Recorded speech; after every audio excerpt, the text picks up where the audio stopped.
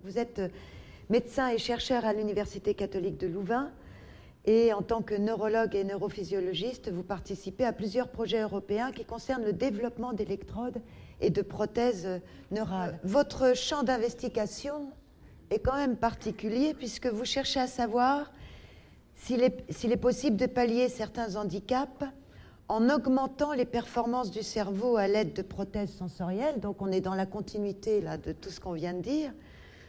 Et vous expliquez dans un petit livre paru aux éditions du Pommier, je crois qu'on peut le trouver en bas, que la bataille est rude et puis que ce n'est pas tellement pour demain tout ça finalement. Merci pour cette invitation.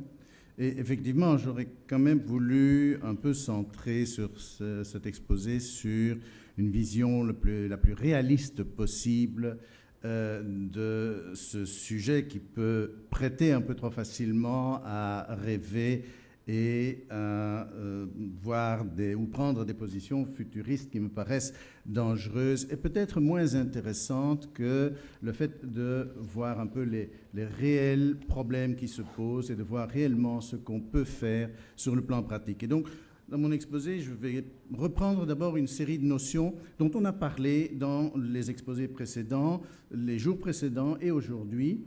Les notions principales sur lesquelles on peut construire, commencer à élaborer une application. Et puis, je vais malgré tout souligner le plus possible les difficultés que représente ce genre d'application pour pas qu'on simplifie inutilement et pour pas qu'on se fasse trop d'illusions sur le travail qui nous reste à faire avant d'avoir un résultat utilisable. Alors, la première notion, vous en avez entendu parler, c'est finalement l'électricité est très proche du biologique. Ça a donné lieu à pas mal de discussions à l'époque de Galvani et Volta. Et une première notion intéressante, c'est que Volta lui-même avait découvert qu'en faisant passer un courant électrique dans l'œil, il pouvait percevoir quelque chose, il pouvait percevoir une lumière. Et ce genre de perception artificielle, on va l'appeler phosphène, c'est un terme que je vais utiliser régulièrement dans mon exposé. C'est un peu une perception élémentaire qui correspond à rien de bien précis, mais à partir de quoi nous allons travailler et essayer de construire quelque chose. Alors, la deuxième notion, c'est celle que vous voyez représentée sur cette diapositive. On a vu que le cerveau et le système nerveux est essentiellement construit autour de neurones, des cellules qui ont un prolongement plus ou moins important et qui va connecter d'autres cellules. Le long de ces prolongements, le long de ces axones, comme on les appelle, et l'information peut être transportée sous forme d'impulsion électrique et la jonction se fait de façon chimique par une synapse. Vous voyez le petit dessin jaune en bas à droite. Alors on a de cette façon la notion d'un cerveau construit comme une sorte de grand réseau électrique avec des cellules qui exécutent un certain nombre de fonctions logiques. Et on imagine de façon très simplifiée, très schématique, une sorte d'ordinateur. Et on se met à rêver, évidemment, d'aller connecter sur cet ordinateur toutes sortes d'appareils électriques, y compris ce qui sera l'objet de mon exposé, une caméra. Une autre notion intéressante, et dont on a parlé ce matin, c'est l'âge critique. C'est le fait que le cerveau, contrairement à l'ordinateur, ce n'est pas une machine qui est construite comme ça. Elle se construit elle-même pendant un certain nombre d'années. Et au niveau du système visuel, d'ailleurs, c'est au moins jusque plus ou moins l'âge de 12 ans. Autrement dit, si vous essayez de mettre un implant, si vous essayez de réparer la vision chez quelqu'un qui n'a pas vu avant l'âge de 12 ans, eh bien, votre effort sera probablement fait en pure perte parce qu'il n'y a pas derrière le cerveau qui est capable de faire ce genre d'analyse. Et j'ai ressorti ici une phrase qui me paraissait très impressionnante parce que cette phrase qui vient de Molineux, qui est rapportée par Diderot en 1749, longtemps avant qu'on ne puisse vérifier, que l'on ne puisse contrôler cette notion et qui avait déjà cette idée, cette intuition de ce que, effectivement, si on était aveugle trop jeune, eh bien, ça ne servait à rien de retrouver la vision, on ne pourrait pas, ou ça ne servait à rien de retrouver un système visuel fonctionnel, le cerveau serait incapable d'utiliser l'information qu'on reçoit à ce moment-là. C'est évidemment une notion très importante pour nous aujourd'hui. Et puis, puisqu'on parle de prothèse visuelle, il faut évidemment revenir un peu à l'anatomie de la vision. Là aussi, ce sont des choses qu'on a vues dans les exposés des jours qui ont précédé. Je vous rappelle que la région du cerveau qui analyse finalement les images se trouve au niveau occipital, donc derrière, et qu'entre l'œil et cette région du cerveau, eh bien, il y a donc un long trajet à parcourir. Une partie de ce trajet est parcourue par le nerf optique jusqu'à un relais qui s'appelle le géniculus latéral, qui en fait partie du thalamus dont on a parlé. Donc on est là au niveau du thalamus, le premier relais vers le cerveau. Alors la partie gauche de l'image est une représentation un petit peu schématique de la rétine. Donc, vous savez que l'œil peut se comparer facilement à une caméra ou à un appareil photographique avec une lentille qui va permettre de projeter les images sur le fond de l'œil, sur cette rétine.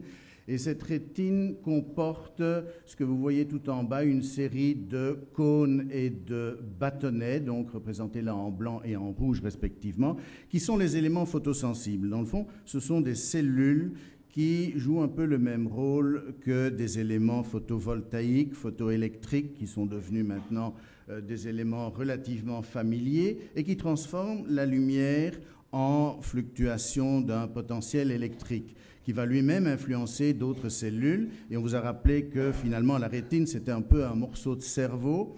Et ces cellules sont donc des neurones qui vont percevoir ces fluctuations et les transporter de cellule en cellule, tout en effectuant une série de calculs, et notamment une très forte réduction ou un très fort encodage des signaux. Il faut rappeler qu'on a quelque chose comme 120 millions de photorécepteurs, c'est-à-dire de petits points dont nous pouvons percevoir la luminosité, et il n'y a que 1 million de fibres, d'axones, de cellules ganglionnaires qui vont passer dans le nerf optique et être transmis au niveau du cerveau. 1 million, vous me direz, c'est un grand nombre malgré tout, mais si vous passez de 100 à 1 million, ça fait une réduction de 1%. Les ingénieurs parmi vous imagineront très rapidement qu'il s'agit d'un encodage extrêmement sévère et difficile à réaliser, et il va effectivement nous poser des problèmes. Alors, ce qui a un petit peu donné le coup d'envoi, je dirais, au développement récent des prothèses, c'est la découverte du fait que chez nous, dans des pays développés, une des très grandes causes de cécité est ce qu'on appelle la rétinite pigmentaire. C'est une maladie dans laquelle les cônes et les bâtonnets dégénèrent, disparaissent progressivement.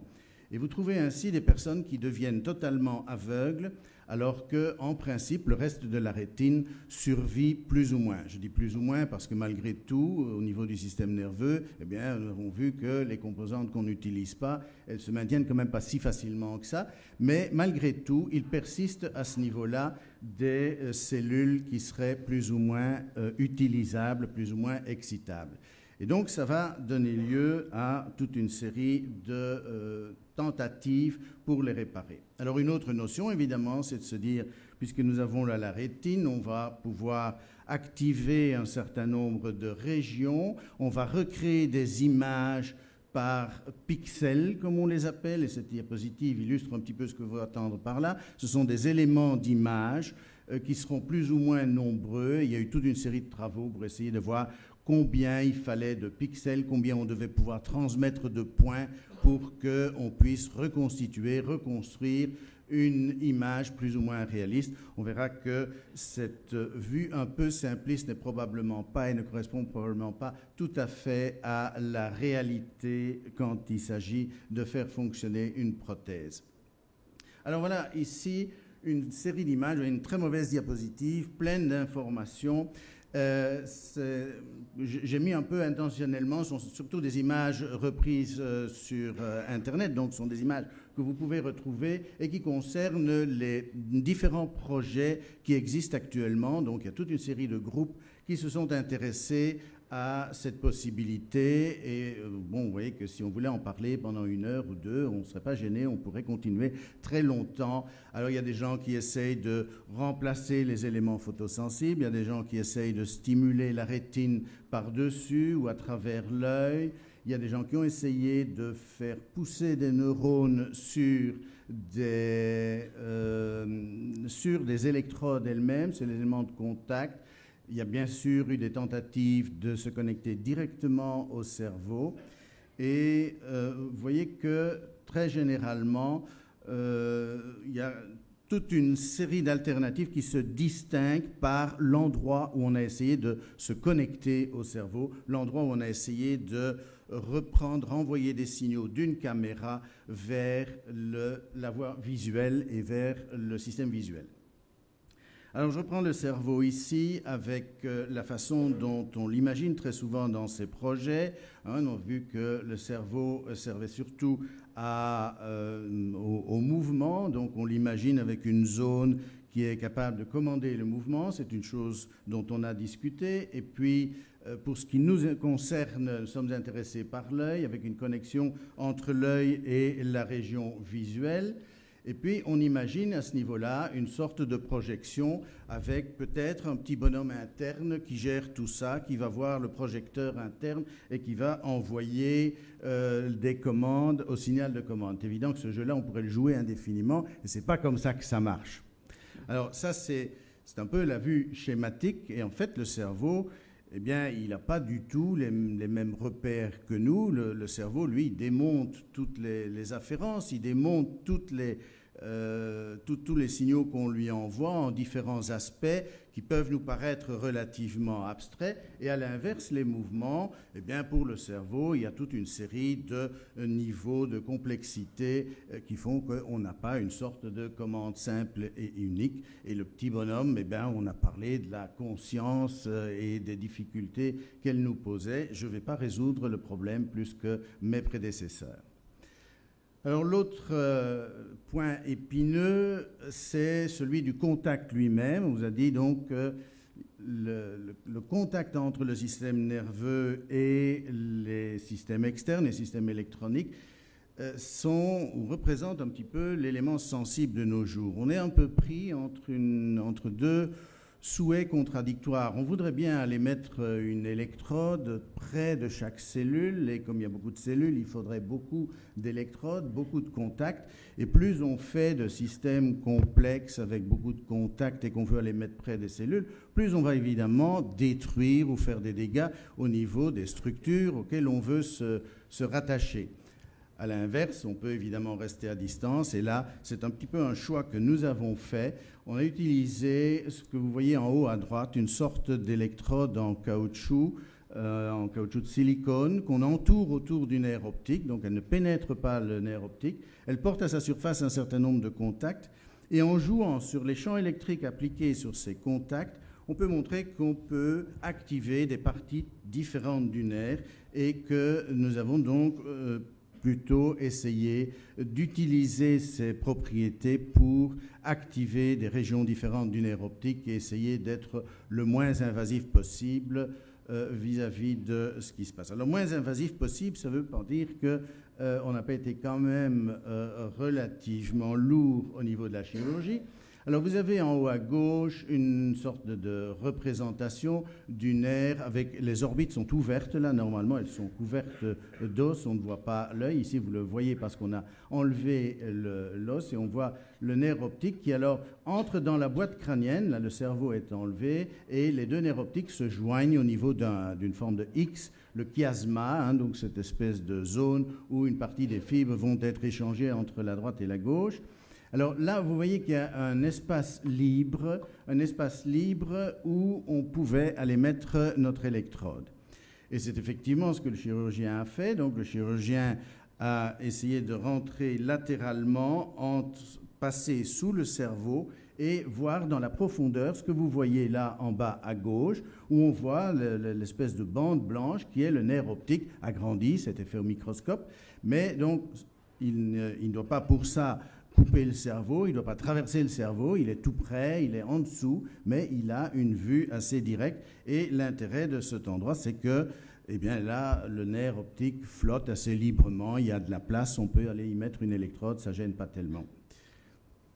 Et puis on a relié cette électrode à un fil qui sort, qui est glissé sous la peau, qui se retrouve vers l'arrière, vers une petite boîte qu'on implante dans l'épaisseur de l'os crânien. Et vous voyez ici en radiographie, vous voyez dans la région pariétale, cette petite boîte qui contient en fait une merveille de miniature électronique, parce que je vous ai parlé des aspects un peu biologiques de ce qui nous a permis de réaliser ces prothèses. Il est bien évident qu'un autre élément tout à fait essentiel, c'est la miniaturisation électronique qui nous a permis de faire des choses qu'on n'aurait pas pu faire il y a un certain nombre d'années.